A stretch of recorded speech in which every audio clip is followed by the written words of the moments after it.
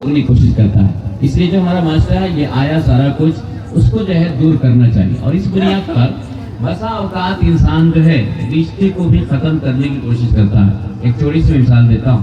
میرا ایک شاگرد ہے, بہترین صلاحیت کا مالک, اور کمائی بھی اس کی اچھی خاصی ہے. اس کی رشتے کی جب بات چلی, میں نے ایک جگہ اس کی تصویر کو بھیجا تو 2 دن کے بعد یا 3 دن کے بعد اس نے خبر کیا کہ میں اس خاندان میں نکاح نہیں کر سکتا ہوں, کیونکہ اس کا بڑا ابا جو ہے 70 سال کی عمر میں جا کر کے اس نے نکاح کر لیا. میں نے کہا کہ تمہیں اس کے بڑے ابا کی بیک گراؤنڈ معلوم نہیں ہے. وہ کروڑپتی انسان ہے, بیوی کی موت ہو گئی, بیٹیوں کی شادی کر دیا, اور بیٹا اپنی بیوی کو لے کر کے رہتا ہے. اب اس 70 سال کی عمر میں انسان ایک روٹی کھانے کا محتاج ہے, وہ کتنے دن تک ہوٹل میں کھائے گا, جبکہ اس کے پاس کروڑوں کی حیثیت موجود ہے, زمین ہے, جائیداد ہے, ساری چیزیں ہیں. اگر اس نے اس عمر میں اسی عمر کے حساب سے اگر اس نے نکاح کر کے حلال طریقے سے اس کو اپنے گھر رکھا ہے, اس میں برائی کیا ہے؟ اس بنیاد پر جو ہے تم اس سے رشتہ کرنا نہیں چاہتے ہو. یہ ساری باتیں کیوں آئی؟ جہالت کی بنیاد پہ. تو اس نبی نے اس حدیث کے اندر جو خطاب کیا تو نوجوانوں سے بالخصوص خطاب کیا. اس کا یہ مطلب نہیں کہ بوڑھے لوگ یا 50 سال والا, 55 سال والا, یا 40 سال والا انسان نکاح نہیں کرے گا. اس کا اس سے کوئی تعلق نہیں ہے. اس کے لیے نکاح حلال ہے, شرط ہے کہ بیوی کی ضرورت پوری کرنے کی صلاحیت موجود ہونی چاہیے اس کے اوپر. لیکن نوجوانوں سے بالخصوص نبی نے خطاب کیا. اس کی وجہ کیا؟ اس کی سب سے بڑی وجہ یہ ہے کہ عمر دراز لوگوں کے بنسبت نوجوانوں کے اندر گناہ کرنے کی صلاحیت سب سے زیادہ ہوا کرتی ہے. ان کے اندر صلاحیت زیادہ ہے گناہ کرنے کے لیے. تو اس لیے اس طبقہ کو گناہ کی طرف جانے کی سب سے زیادہ امکان تھا, کیونکہ اللہ کے نبی نے ارشاد فرمایا الشباب شعبۃ من الجنون, جوانی جنون کا ایک حصہ ہے. یہ نبی کا ارشاد ہے.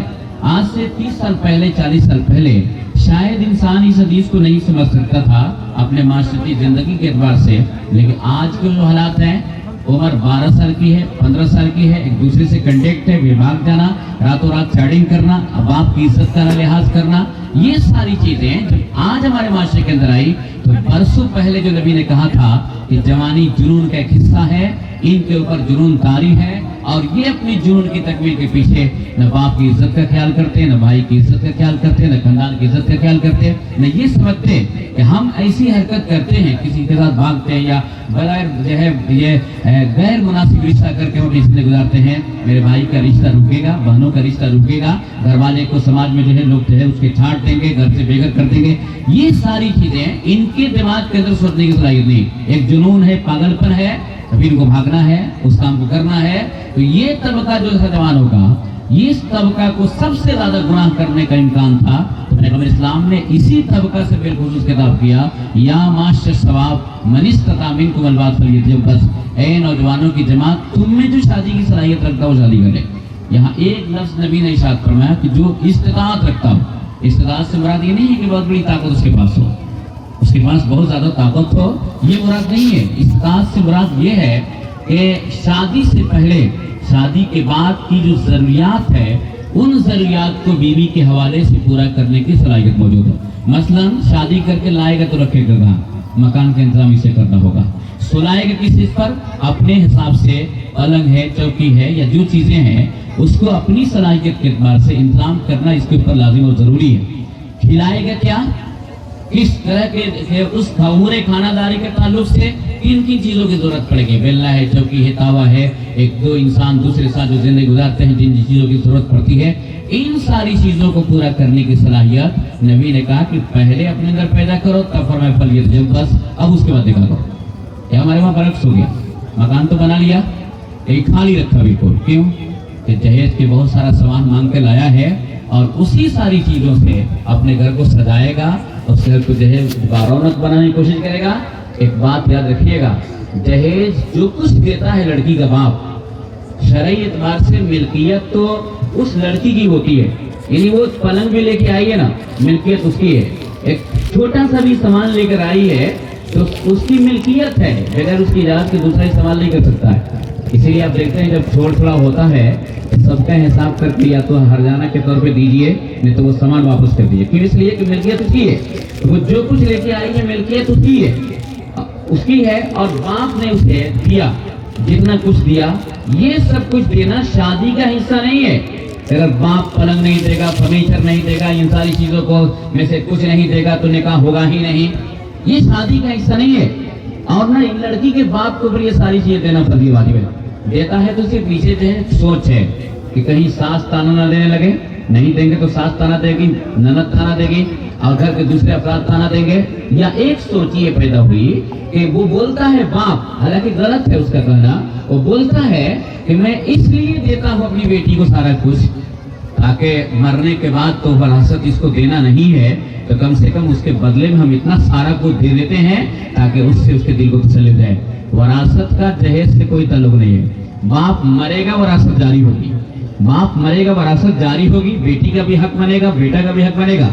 आप नहीं देते हैं, हड़प जाते हैं, भाई नहीं देता हड़प जाता है, तैयार सब भाई रहे क़यामत के दिन जिन्होंने अपने बहनों का हिस्सा हड़पा है, क़यामत को मुकदमा दायर करेंगे रब की अदालत में कि मौला इसने मेरा हिस्सा मारा था और इसने दुनिया के अंदर जो मेरा हिस्सा बनता था मेरे बाप की वरासत में उसने नहीं दिया था।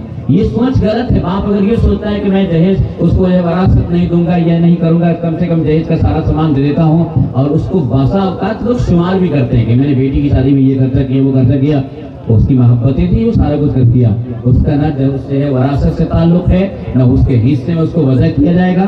ये बाप की मोहब्बत, भाई की मोहब्बत, जो अपनी बहनों की शादी में सारा कुछ करता है, मरना, ये सारी चीजें देना, ये शादी का हिस्सा नहीं है। जो शादी का हिस्सा है ही नहीं है तो फिर उसका मुतालबा करना रिश्वत है। और रिश्वत के बारे में नबी ने फरमाया अर्राशी वल मुर्तशी किलाहुमा फिन्नार, रिश्वत लेने वाला देने वाला दोनों जहन्नमी है। मैंने कहा जहन्नमी की कह रही, आपने आज तक ये नहीं समझा हुआ कि भाई दहेज का मुतालबा हम जो करते हैं क्यों हराम है। इसलिए कि जब वो शादी का हिस्सा है नहीं तो फिर शादी करने के लिए हम माल का मुतालबा करते हैं तो ये हम रिश्वत लेते हैं। रिश्वत इसी चीज को बोलते हैं, अपने काम को बनाने के लिए कुछ दे देना उसे। अफसर जो है सिग्नेचर नहीं करता, आपने 50,000 को दे दिया, कोई काम फंसा हुआ है फिर आपने उसे 1 लाख रुपए दे दिया, ये रिश्वत है। क्यों? इसलिए कि उसके बदले में कुछ है नहीं। अब जो काम उसे करनी थी उसी काम को कराने के लिए आपने माल दिया, तो शादी का ये हिस्सा नहीं था। जितना भी सारा कुछ था, फर्नीचर दहेज की शक्ल में, कपड़ा लता सारा कुछ है। और तो फिर ऐसी सूरतों में मुतालबा हमने जब दखल दिया किया उसके अंदर तो ये रिश्वत की शक्ल में बनकर हमारे पास आया।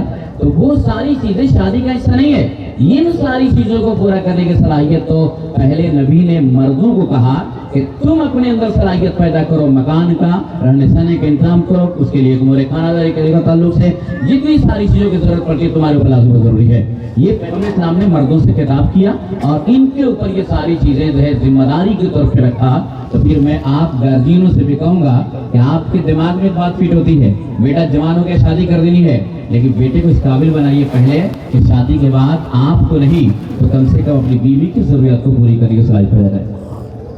न ससुर के ऊपर बहू की जिम्मेदारी है, यानी ससुर के ऊपर बहू को खिलाना लाजिम नहीं है। और बेटा जब बालिग हो गया, कमाने की सलाहियत पैदा हो गई, तो फिर उस बेटे के भी खुराक देना ये बाप की अपनी जिम्मेदारी नहीं होती। वो अपने पैरों पे खड़ा होने के काबिल है, उसे मेहनत करना चाहिए, मशक्कत उठानी चाहिए और उसको इस बात की फिक्र करना चाहिए कि मैं अपनी बीवी की खुराक कहाँ से फराहम करूंगा, उसकी जरूरत कैसे पड़ूंगा। तो आप ये मत सोचिए कि मैं गार्जियन हूँ, शादी करना हमारी जिम्मेदारी है। पहले ये समझिए कि मैं गार्जियन हूँ तो बेटे को उस काबिल बनाना भी हमारी जिम्मेदारी है कि अपने पैरों पे खड़ा हो सके, और उसे मजबूर कीजिए कि तुम कमा कर लाओ, तुम्हारे लिए मकान बनाऊंगा, फिर तुम्हारी मैं शादी करूंगा। अगर तुम इतना कमा कर मुझे नहीं देते हो कि जिसकी बुनियाद पर मैं तुम्हारे लिए मकान बना सकूं, तो मैं उस वक्त तक तुम्हारी शादी नहीं करूंगा जब तक तुम शादी नहीं कर सकते हो। बेटा आवारा है, आवारगी की जिंदगी गुजारता है, 25 साल की उम्र हो गई, 10 रुपया की आमदनी उसके हाथ से नहीं है, और बाप से डंडोरा पीट रहा है कि भाई कोई लड़की मिल जाती है, निकाह कर देती, कोई लड़की मिल जाती, तो शादी से पहले बेटे का भी खर्च उठाता है और शादी के बाद फिर बहू का भी खर्च उठाना होगा। साल 2 साल के बाद औलादें पैदा होगी, फिर पोता पोती की भी किफालत उठानी होगी, और दादा के ऊपर न पोता पोती की किफालत लाजिम, न जो है बहू की किफालत है ससुर के ऊपर लाजिम। ये सब उसके जिम्मेदार जो है वो उसको पूरा करे। दादा दादी इसके जवाबदेह नहीं है, तो फिर लाजमी तौर पे नबी ने कहा कि तुम अपने अंदर सलाहियत पहले पैदा करो, तब कहा नबी ने फल ये तुझे बस अब तुमने कहा करो। तो ये हमारे मतलब मास्टर आया कि हमने ये सारी चीजें उसके ऊपर पलट के रखा और वहां से सारा कुछ ले लिया, न कम मिला तो फिर आना है, जबकि हमारी जिम्मेदारी थी कि हम उसके लिए सारा कुछ करते। आपने कभी निकाह के मज़ामीन पे गौर किया होगा कि उलमा पहले बयान करते थे नानो नफ़्क़त सुकना। अभी नानो नफ़्क़त सुकना का जिक्र निकाह में हो या नहीं हो, इससे कोई बहस नहीं है। जो भी आप कहेंगे कबील तो ये सारा कुछ लाजिम है आपके ऊपर। ये जो भी कहेंगे कबील तो ऐसा नहीं हो सकता कि आप ये कहेंगे मैंने कबूल किया इसे खाना नहीं देंगे, मैंने कबूल किया इसे मकान नहीं देंगे। आप 75 मरतबा बोलेंगे मैंने कबूल किया, निकाह खाना नहीं देंगे, इसके कहा ये नहीं करेंगे, ये मानने वाली बात नहीं है। वो सारी चीजें निकाह के ज़िम्न में शामिल है। मौलाना साहब बोलेंगे नहीं बोले, इमाम साहब बोलेंगे नहीं बोले, उसका जिक्र किया जाए नहीं किया जाए, उसके अंदर शर्त लगाई जाए नहीं लगाई जाए, क्योंकि ये शादी का हिस्सा है। और निकाह के बाद ये सारी चीजें उस मर्द के ऊपर लाजिम हो जाया करती हैं। तो ये बात आप जब ध्यान में रखेंगे कि हम ससुर हैं, हमारे ऊपर बहू की हिफाजत नहीं, हम दादा हैं, हमारे ऊपर पोती की हिफाजत नहीं, तो फिर बेटे को मजबूर करेंगे कि तुमने जिसका दामन थामा है, अपने हाथ में जिसका हाथ लिया है, और उससे जो औलादे तुमने पैदा की है उसकी हिफाजत तुम उठाओ, तुम्हारी जिम्मेदारी है कि तुम्हें उसको पूरा करना चाहिए। मगर हमारे वहाँ तो दादा जो है ओवरलोड लेकर जिंदगी गुजारता है, टेंशन भरी जिंदगी है, कितने दादाओं की रूह निकल गई टेंशन से, और कितना जो है जनाजा जो है पढ़ा करके कब्र के गोश में डाल दिया गया। सिर्फ इसलिए कि बेटा नाखलफ था, नालायक था, कमाने की सलाहियत नहीं थी, भाग्य की जिंदगी थी, रात के 12 बजे तक यहाँ वहाँ बैठता था, इधर उधर से घूम फिर आता था, और बाप जो है सिर्फ फिक्र लेकर जिंदगी गुजारता था। इसका निकाह हो जाता है। ऐसा बाप जिंदगी भर रोएगा जो अपने इस तरह की सिफात वाले बेटे की शादी करेगा और उसके अंदर कोई सलाहियत मौजूद नहीं होती। तो नबी ने खिताब किया तो नौजवानों से कहा कि तुम अपने अंदर ये सलाहियत पैदा करो, तब जा करके तुम जो है निकाह करो। तो अब शादी से पहले मकान का इंतजाम, रहने का इंतजाम, खाने पीने के ताल्लुक से सारी जरूरत। अब उसने निकाह कर लिया, अब निकाह हो गया। निकाह करने के बाद अब कौन कौन सी जिम्मेदारियां आ गई? बैठ जाओ, तुम भी सुनो, 10 साल के बाद शायद तुम्हारा भी नंबर आ जाए। सुनना चाहिए, लोग सुनते नहीं, इसलिए दिक्कतें पैदा होती। तो अब निकाह कर लिया इंसान, रुखसत कराकर बीवी को लाया। अब पहली जिम्मेदारी क्या है? फरमाया अल्लाह के नबी सल्लल्लाहु अलैहि वसल्लम ने कि जो खाते हो खिलाओ, जो पहनते हो पहनाओ, और बीवी के चेहरे पे न मारो। 3 चीजों की तालीम पैगंबर इस्लाम ने दिया। जो खाते हो खिलाओ, बीवी की खुराक की फराहमी करना ये शौहर की जिम्मेदारी। अगर बीवी नौकरी वाली है, कमाती है, या उसके पास कसीदाकारी है, हाथ का हुनर है, जिस भी तरीके से कमाती हो, महीने का 50,000 कमाएगी, उसके बावजूद भी उसको खाना देना, उसकी खुराक की फराहमी करना, उसकी जरूरत को पूरी करना, इस शौहर को बना देना। ये मत सोचे कि 50,000 का महीना कमाती है तो फिर मेरा काम हो जाएगा। ये तो बहुत बुज़दिली और जो है नकारपन की अलामत है कि बीवी की कमाई पर मर्द फख्र करता है और उसी की कमाई पर भरोसा करके जो है वो इंसान बैठता हुआ नजर आता है, या वो ये सोचता है कि जो है उसके सामने जो है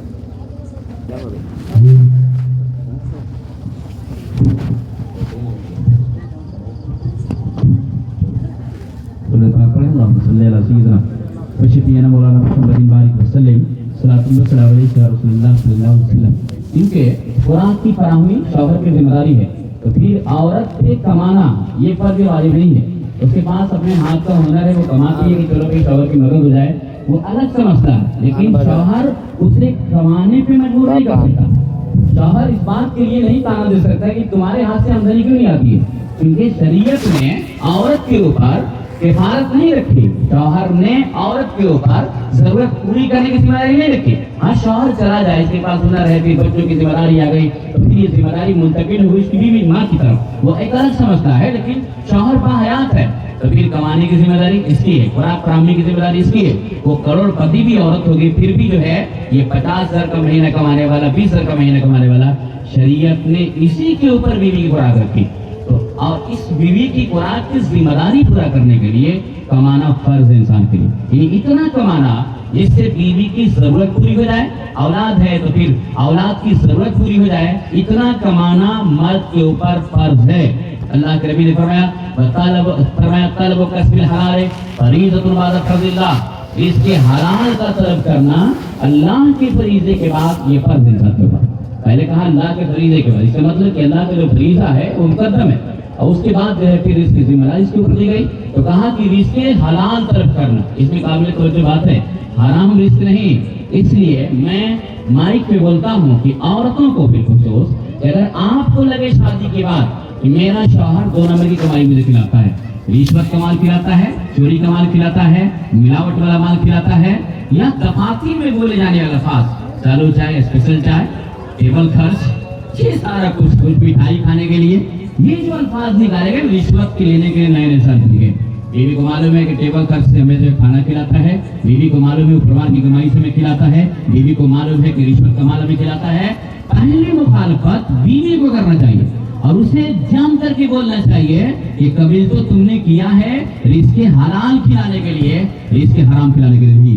वो जब मुखालफत करेगी तो फिर शौहर को दिन में तारे दिखाई देते हुए जाएंगे, मगर वो मुखालफत करती नहीं है, गटागट खाती जाती है। उसे मालूम है कि रिश्वत कमाल है, चोरी कमाल है, 2 नंबर की कमाई है, मेरा शौहर मुझे खिलाता है, तो कहीं न कहीं अपने शौहर के उस जुर्म में ये भी शामिल है, क्योंकि रिजा का जुर्म ये है। तो फिर ऐसे सूरतों में इसके ऊपर भी उस जुर्म में शरीक होने का हुक्म जो है नाफिज होता हुआ है। इसलिए औरतों को डरना नहीं चाहिए, अपने हुकूक के मुतालबे में कभी भी औरत को डरना नहीं चाहिए शौहर से। नाजायज हुकूक है, नाजायज हुकूक की फरमाइश की बातें मैं नहीं करता, जो जरूरत से जायज उसकी फरमाइश की बातें मैं नहीं करता, लेकिन जो जरूरत में शामिल है, जिसके लिए मुतालबा करना शरीयत ने उसका अपना हक दिया, उससे कभी पीछे नहीं हटना चाहिए, उससे मुतालबा करना चाहिए, उसे रोकना चाहिए। गलत माल लाना बंद करो, तुम मुझे खिलाओगे, हमारी सिक्का में जो औलाद पड़ेगी उसके ऊपर उसके असरात मुरतब होंगे, कल औलादों को खिलाओगे उसके ऊपर असरात मुरतब होंगे। क्योंकि नबी ने फरमाया ला यदखुलुल जन्नत रजस्तुन, गोश्त बिल हराम, गोश्त का वो टुकड़ा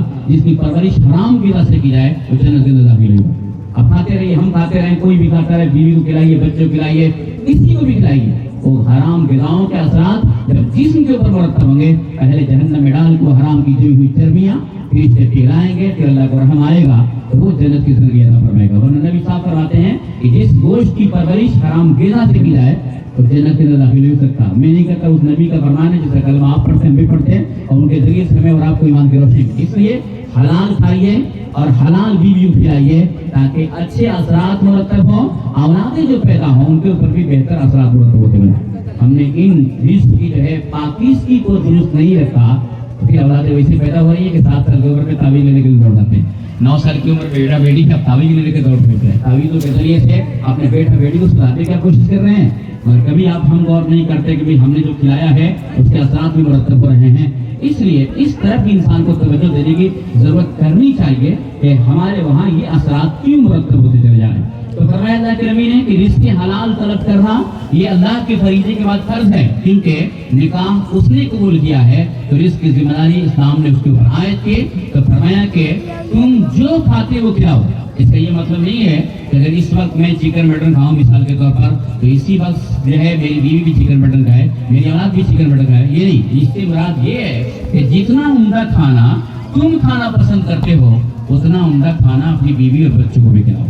ये नहीं कि तुम 100 रुपए किलो का चावल खाओ और बीवी को जो है 25 रुपए 50 से 40 रुपए किलो का हिसाब जोड़ के हम देना शुरू करते हैं। हमारे पास दौलत है, हम कमाते हैं, इसलिए कि हम बीवी बच्चों पे जो खर्च करते हैं अल्लाह ताला इस पर भी हमें सदका का सवाब अता फरमाता है। ये हमारी जिम्मेदारी है, ये हमारा फर्ज है, हमारी ड्यूटी है। मगर उसके बाद अल्लाह का एहसान ये है कि उसे भी हमें सदका का सवाब उसमें अता फरमाता है।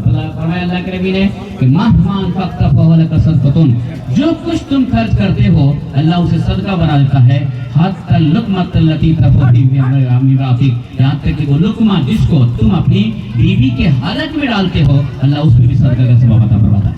हालांकि खुराक देना हमारी अपनी जिम्मेदारी, ये फर्ज हम ड्यूटी अदा कर रहे हैं, मगर अल्लाह का एहसान है कि उस खुराक को भी हम जो बीवी के हलक के अंदर डाला करते हैं अल्लाह उस पर भी हमें सदका का सवाब अता फरमाता है। तो हम अपनी बीवी बच्चों पे खर्च करेंगे तो इस खर्च करने में जो सवाब है उसकी कुव्वत ज्यादा है। अल्लाह के नबी ने एक हदीस पाक के अंदर मिसाल दिया, फरमाया 1 रुपया जिसको तुम अल्लाह की राह में खर्च करते हो, मस्जिद में खर्च किया, मदरसे में खर्च किया, 20 कुछ रास्ते हैं, और एक वो रुपया जिसको तुमने किसी कर्जदार की कर्ज की अदायगी पे खर्च किया, बहुत बड़ा कर्जदार था, उसने आकर आपसे मदद मांगी, आपने उसकी मदद कर दिया, और एक वो रुपया जिसको तुमने किसी गुलाम की आज़ादी पे खर्च किया, और चौथा वो रुपया जिसको तुमने अपनी बीवी और बच्चों पे खर्च किया।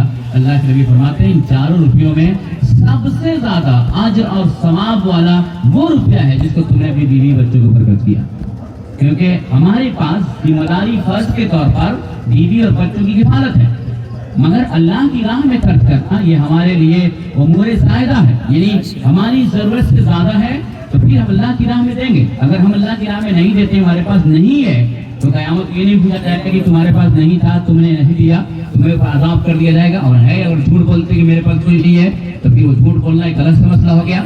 लेकिन बीवी को हम भूखे रखेंगे, औलाद को भूखे रखेंगे, क़यामत को हमसे पूछा जाएगा कि तुमने अपनी मातहती में अपनी बीवी को कबूल किया था और तुमने उसे भूखे क्यों रखा। یہ जवाब हमें देना पड़ेगा। अब यहाँ पर मैं नौजवानों के लिए हजरत अली और फातिमा ज़हरा का एक छोटा सा वाक़या पेश करता हूँ। आपने सुना होगा कि हजरत अली रज़ियल्लाहु तआला अन्हु का बैकग्राउंड क्या था। 8 साल की उम्र थी हजरत अली की, तो नबी अकरम सल्लल्लाहु अलैहि वसल्लम ने अपने दूसरे चचा हजरत अब्बास से कहा कि चचा अबू तालिब की माली हालत कमजोर है, उनके पास औलादें ज्यादा हैं, हम चलते हैं, 2 औलाद को आप ले लें और 2 को हम ले लेते हैं। इस तरह से चचा का बोझ कुछ हल्का हो जाएगा। हजरत अब्बास और अबू तालिब दोनों भाई थे, रसूलुल्लाह सल्लल्लाहु अलैहि वसल्लम उनके भतीजा थे। जब नबी करीम सल्लल्लाहु अलैहि वसल्लम पहुंचे हजरत अब्बास को लेकर के और नबी करीम सल्लल्लाहु अलैहि वसल्लम ने अपने आने का मकसद बयान किया, तो अबू तालिब ने कहा कि 4 औलादों में से 2 मेरे पास रहने दो और 2 में से जिसको तुम चाहो ले लो और जिसको चाहे अब्बास ले ले। नबी करीम सल्लल्लाहु अलैहि वसल्लम ने अली को कबूल कर लिया। 8 साल की उम्र है और उस 8 साल की उम्र से लेकर अली के न मकान है न रहने की जगह है। उस वक्त तक जब तक के फातिमा ज़हरा से निकाह तय नहीं हो गया और रुखसती का जब वक्त आया तो उस वक्त जाकर हज़रत अली के लिए मकान का इंतजाम किया गया। आप समझ सकते हैं कि जिसके पास शादी से पहले ये मकान न हो, शादी के बाद रुखसती की जब नौबत आती है तो फिर उनके लिए मकान का इंतजाम किया जाता है। उसका माली बैकग्राउंड, उसकी माली पोजीशन तो बहुत ज्यादा मजबूत नहीं होगी, क्योंकि तो लोगों ने परवरिश तो उन्होंने नबी के घर पाया था। तो फिर ऐसी सूरतों में नबी ने फातिमा ज़हरा को नसीहत किया कि फातिमा तुम अली के घर जा रही हो, कभी ऐसी चीज का मुतालबा न करना जिसको अली पूरा न कर सके और उनकी जो है इंसल्टिंग हो जाए, उनकी शिकायत हो जाए। आज का बाप अपनी बेटियों की नसीहत नहीं देता है, माँ ये नसीहत नहीं देती है, बल्कि उनके वहाँ कुछ और नसीहतें हैं, क्योंकि बाप के घर में माल की परवानी है तो फिर वही नशा उसके दिमाग पे चढ़ा हुआ है कि मेरा बाप अमीर है, मेरा बाप जो है बड़ा पोस्ट वाला है, तो फिर वही नशा लेकर के जब अपने मैके ससुराल जाती है तो वो सारी चीजों का इस्तेमाल करती है। जबकि हम गार्जियनों को ये नसीहत करना चाहिए कि मुझ बाप की दौलत को मत देखो, मैंने जिसके हाथ में तुम्हारा हाथ दिया है वो तुम्हारा जीवन साथी है। अब जो जिंदगी गुजरने वाली है आज के बाद वो उसके साथ गुजरने वाली है, इसलिए उसकी माली पोजीशन को देखो, उसकी सलाहियत को देखो और उसी एतबार से काम करने की कोशिश करो जिस एतबार से तुम्हारा शौहर कमाता है। नहीं तो फिर अगर हमने इसके बरक्स नसीहतें करा ली तो फिर तो मियाँ बीवी का रिश्ता भी मुश्किल से मुश्किल तरीन बनता हुआ जाएगा। और कितने रिश्ते इस बुनियाद पे भी तोड़े गए कि जहाँ शौहर के पास बाप यानी अपने ससुर की हैसियत के बेमुकाबिल कमाने की सलाहियत नहीं थी, तो फिर औरत ने ताना दिया और उसके बाद जो है खोला का मुतालबा और वो उससे रिश्ता मुनक़ता करके चली गई। जबकि ये सरासर जो है जुल्म है, ज़्यादती है। एक औरत अपने बाप की दौलत से मुकाबला करके अपने शौहर से और उससे फिर तलाक लेने का मुतालबा करे। हमारे सामने इरशाद फरमाया, जो औरत बिना वजह शरई अपने शौहर से तलाक का मुतालबा करती है तो जन्नत में जाना तो अलग चीज है, जन्नत की खुशबू उससे मैसर भी हो सकती है। और जन्नत की खुशबू एक हदीस पाक के मुताबिक इंसान जन्नत से 80 साल या 100 साल की दूरी पे होगा तो वहां तक जन्नत की खुशबू जाएगी। इसका मतलब कि जन्नत से इतना दूर कर दिया जाएगा उसे कि गोया 100 साल की मुसाफत की दूरी पर उसे जन्नत से अलग कर दिया। किस औरत के लिए जो बिना वजह शरई तलाक का मुतालबा करती है। आज तो छोटी छोटी बात पर औरतें तलाक का मुतालबा करती है।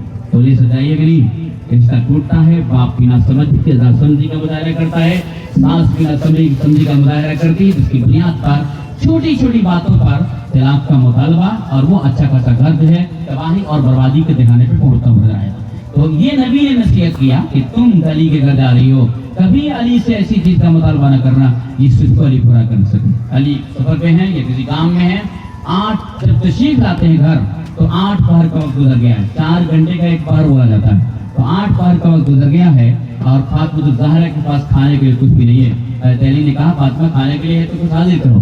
अर्ज करती है कि 8 पहर का वक्त गुजर गया और खाने के लिए कुछ मैसर नहीं है, मौजूद नहीं है। अली ने कहा कि तुम्हें मुझे बताना चाहिए। फातिमा ज़हरा ने कहा कि मैं जब आई थी आपके घर तो नबी ने कहा था कि तुम अली के घर जा रही हो, फिर ऐसी चीज का मुतालबा न करना जिससे अली की इंसल्ट हो जाए, इसलिए मैंने आपसे इन बातों को का जिक्र नहीं किया। अब हज़रत अली को जब मालूम हुआ कि उनकी बीवी 8 पर से भूखी है तो वो जो जिम्मेदारी थी कि कबूल के बाद अली आपको खुराक फराहम करनी है, उस जिम्मेदारी की तरफ उनकी तवज्जो होती है। तो फरमाते कि ठहरो, अभी मैं रिस्क का इंतजाम करता हूँ, कुछ खाने का इंतजाम करता हूँ। अब ये कह करके अली बाहर निकले तो फिर मस्जिद नबवी के पास जो है तिजारत का काफिला आया हुआ था, ऊंट पे बहुत सारा साजो सामान का तिजारत था, उसे जरूरत थी किसी मजदूर की। तो हज़रत अली ने कहा मुझे मजदूर रख लो, मैं तुम्हारा सामान उठा दूंगा, मुझे मजदूर रख लो, मैं तुम्हारा सामान उठा दूंगा। एक बात को ध्यान में रखिएगा, علی نے کمانے کی کوشش کیا، محنت کر کے بیوی کو رزق لانے کے لیے کی فراہمی کی۔ حضرت علی نے یہ نہیں کہا کہ چلو تم بھی مصلی بچھاؤ، ہم بھی مصلی بچھاتے ہیں، تم بھی رات کو عبادت کرو، ہم بھی رات کو عبادت کرتے ہیں، ہم بھی دعا کریں، تم بھی دعا کرو، آسمان سے اللہ جو ہے کھانا بھیج گا۔ علی چاہتے دعا کرتے سارا کچھ ممکن تھا، فاطمہ چاہتی دعا کرتی سارا کچھ ممکن تھا، لیکن یہ عالم اسباب ہے، بے سبب کچھ ملنے والا نہیں ہے۔ یہ ہمارے جو نوجوان ہیں نا، کوئی پلمبر ہے، کوئی راج مستری کام کے بیٹا ہے، کوئی الیکٹریشین ہے، کوئی اچھا، اس کے علاوہ دوسرا سارا کچھ جو ہے اس کے پاس جو ہے ٹیکنیکل ہے، یہ سب کچھ سیکھے بیٹھا ہوا ہے، گھر میں بیٹھا ہوتا ہے، بولتا ہے رزق نہیں ملتا ہے، رزق کے دروازہ بند کر دیا گیا ہے، تو پھر جائیے باباؤں کے پاس پھنسیے، وہ تو پال کھولے گا، بتائے گا تمہارے پر بندش کر دی گئی ہے، اس سے پوچھیے کہ بھائی تم میرے قسمت کی بندش کو دیکھ سکتے ہو، تم اپنی قسمت کی بندش کیوں نہیں دیکھ رہے ہو؟ کل بھی وہی بیٹھتے تھے، آج وہی بیٹھتے ہو، تمہاری زندگی کیوں نہیں بدلی؟ تم اپنی قسمت کو بدل لیے ہوتے تو پھر تمہاری زندگی بہتر بن جاتی۔ ارے دوسروں کی قسمت کی لکیر پڑھنے والے اسی مقام پہ ہوتے ہیں جہاں پہلے بھی ہوا کرتے ہیں۔ کبھی روڈ کے کنارے آپ نے دیکھا ہوگا، وہ جو ہے طوطا لے کر کے بیٹھ جاتا ہے اور اس کے بعد آنے جانے والے کو بیوقوف بناتا ہے، اس سے جو ہے چھوڑتا ہے، وہ ایک نکالتا ہے، پھر پڑھ کے سناتا ہے، اور اس سے پوچھیے کہ تم آنے جانے والے لوگوں کی قسمت کی لکیر پڑھواتے اس جو ہے طوطا سے، کبھی تم اپنی قسمت کی لکیر پڑھ لیتے تو اس گندی جگہ پہ نہیں بیٹھتے جہاں ہوائیں گزر رہی ہے، دھوپ کھا رہے ہو، یہ گرد و غبار تمہارے اوپر پڑتے ہو جاتے ہیں۔ یہ نوجوانوں سے میں کہنا چاہتا ہوں، ایک ٹیکنیکل ہے، آپ کے پاس ہنر ہے، میدان میں اتریے، محنت کیجیے، مشقت کیجیے، یہ مت سوچیے کہ آسمان سے رزق کر کے چلائے گا۔ کبھی لیبر چوک پہ دیکھا ہوگا، صبح کو کتنے سارے لیبر جا کے بیٹھے ہوئے کرتے ہیں، اگر گھروں پہ بیٹھے ہوں گے رزق ملے گا کیا؟ انہیں رزق نہیں مل سکتا ہے، عالم اسباب ہے، اللہ یہ سب کچھ لا کر کے پھر دیجیے، بیج ہے، کھاد ہے، سارا کچھ، اور اس کے بعد مسجد میں جا کر دعا کیجیے، پروردگار 5 نہیں 50 نہیں 60 کلو 1 کوئنٹل کے حساب سے کٹھا میں پیدا کر دے۔ پیدا ہونے والا ہے کیا؟ وہ رب قادر ہے، چاہے تو آسمان سے رزق اتار سکتا ہے، لیکن اس نے اسباب بنا رکھا، بے سبب کچھ نہیں ملنے والا ہے۔ اس لیے یہ مت سوچیے کہ ہم جو ہے مستری ہیں، کام سیکھ کے گھروں میں بیٹھے ہوں گے تو رزق ملے گا، نہیں، مرکز پھیلائیے، اس کے محور پھیلائیے جہاں رزق کے دروازے کھلے ہوئے، تلاش کیجیے۔ قرآن یہ تعلیم ہمیں دیتا ہے، نبی یہ تعلیم دیتے ہیں، اس لیے نوجوان آج کا جو ہے بالخصوص شکایت کرتا ہے رزق کا دروازہ بند ہو گیا ہے، رزق کی کوئی بندش کر دیا، فلاں کر دیا ہے۔ یہ وہم و گمان کی باتیں ذہن سے نکالیے، محنت کرنا سیکھیے، مشقت کرنا سیکھیے۔ 8 سال سے بھوکی ہے بیوی، علی کو خبر نہیں تھی، جب خبر ہوئی تو علی نے کمانا شروع کر دیا۔ یہ نہیں کہا کہ چلو ابا کے پاس چلتے ہیں، چل کر کے ان سے دعا کرا لیں گے، سب کچھ ہمیں مل جائے گا۔ علی جانتے تھے عالم اسباب ہے، بے سبب کچھ آئے گا نہیں، تو پھر اب چل پڑے، اتارا سامان، اتارتے رہے، رات کا کچھ حصہ گزر گیا۔ جب ان کا کام پورا ہوا ہے، 1 درہم اس نے مزدوری دے دیا، پلٹے تو بہت ساری دکانیں بند ہو گئی ہے، ایک دکان بڑی مشکل سے کھلی ہوئی ملی، آپ نے جو خرید لیا، آٹا خریدتے تو کچھ مسئلہ آسان ہو جاتا، گھر پہنچے فاطمہ زہرا انتظار کر رہی ہے۔ آج کے تناظر میں ہماری بیویاں اگر ہوتی تو کیا ہوتا؟ مشرق سے چلے تھے، فون کیا تھا کہ مچھلی بہت اچھی ہے، میں نے خرید لیا ہے، مسالہ پیسے رکھو، اور آپ نے ابھی آئے تھوڑا 2 قدم آگے بڑھے کہ کسی نے پکڑ لیا، اور بہت دن کے بعد ملے ہو، چلو کوئی ٹائم ناشتہ کرتے ہیں، گھنٹہ بھر گزر گیا، اب یاد ہے کہ بھائی تو میں نے مچھلی کر دیا، گھر پہنچے کہ کیا جواب ملے گا؟ گڑ گئے تھے راستے میں، کسی نے پکڑ لیا تھا، یہ وہ اتنی ساری چیزیں سننے کو ملے گا لازمی طور پر، مگر قرآن جائیے فاطمہ زہرا کی سیرت پر، جو عورتیں محرم کے مہینے میں فاطمہ زہرا کی نکالی کرتی ہیں اور بولتی کہ میرے اوپر فاطمہ آتی ہے، یہ بات تو سرے سے ہی غلط ہے کہ وفات شدہ کوئی بزرگ کسی کو نہیں آتا ہے، جو کوئی بولتا ہے وہ جھوٹ بولتا ہے۔ یہ کوئی جھاڑ پھوک کرنے والے بھی بولتے ہیں میرے اوپر غوث پاک کا سایہ آتا ہے، میرے اوپر غریب نواز کا سایہ آتا ہے، میرے اوپر حسن کا سایہ آتا ہے، حسین کا سایہ آتا ہے، یا منگل کے دن جب منگلو بابا آتے ہیں، جب جمعرات کے دن جب جمعراتی بابا آتے ہیں، سب جھوٹے بات ہے۔ اگر داڑھی ٹوپی والا ہے، ایسا کرتا ہے، وہ بہودہ قسم کا انسان ہے جو شریعت کا مذاق اڑاتا ہے۔ کوئی وفات شدہ انسان کسی کو نہیں آتا ہے، نہ علی آتے کسی پر، نہ حسین آتے، نہ فاطمہ آتی، نہ کوئی نہیں آیا کرتا، یہ سب باتیاں ہیں، شریعت اس کی قطعی طور پہ آتی ہے، فرماتی ہے اگر داڑھی ٹوپی والا بھی کرتا ہے نا تو اس کو بولیے تم جھوٹا انسان ہو، اور تم جیسے جھوٹے انسان پہ ہمیں اعتبار کرنے کی ضرورت نہیں ہے۔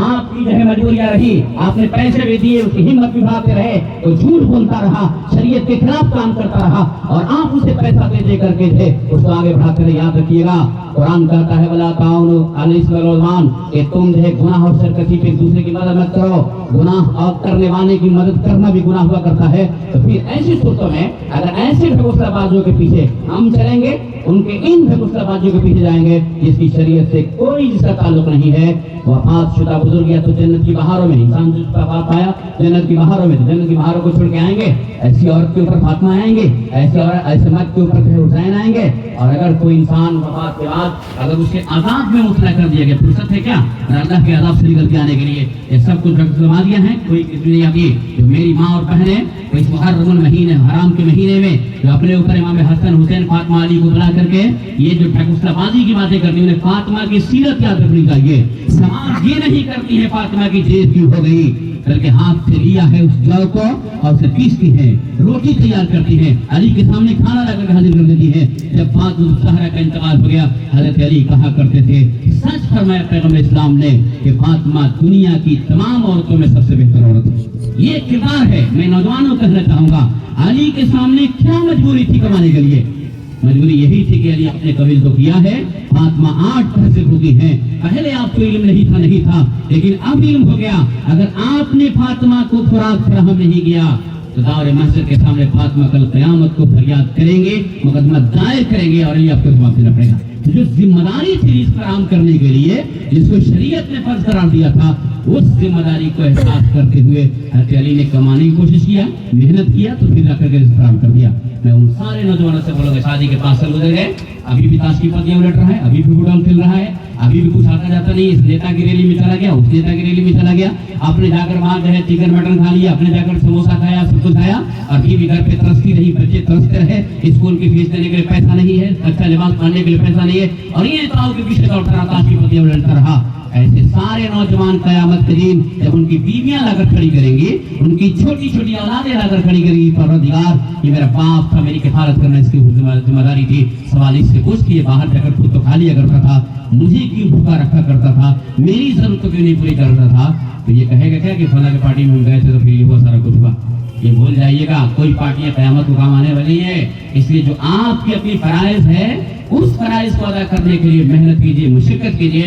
हज़रत अली और फातिमा के इस किरदार से इबरत हासिल करने की कोशिश कीजिए। कल से ये मत कहिएगा कि मुझे